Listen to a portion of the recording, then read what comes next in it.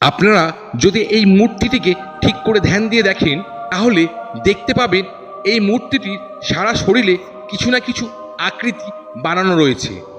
এই মূর্তিটি দেখতে একদম নর্মাল মূর্তির মতন, কিন্তু কাছ থেকে দেখলে পরিষ্কার বুঝতে পারবেন এর মাথার দিকে দেখতে পারবেন একটি সাপ পুরো মাথাটা পেঁচিয়ে রয়েছে।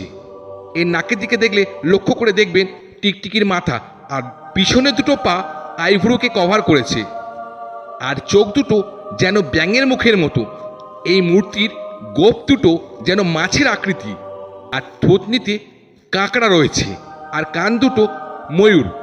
মূর্তিটির স্তন দুটো মানুষের মুখের আকৃতির মতো, আর পেটটা দেখলে আপনি বুঝতে পারবেন একটা মহিলার মুখ, এবং পেটের নিচে প্রাইভেট পার্টসটা একটা কচ্ছপের মুখের মতন। দাঁত দুটো খেয়াল করলে দেখতে পারবেন কুমিরের মুখ, এবং হাঁটু দুটোতে বাঘের মুখ করা, আর পাটা একদম হাতির পায়ের মতন। এই মূর্তিটি দেখলে মনে হয় সারা দুনিয়ার পশু পাখি এই মূর্তিটির মধ্যেই সমাগম করেছে। তাহলে এই মূর্তিটি কার?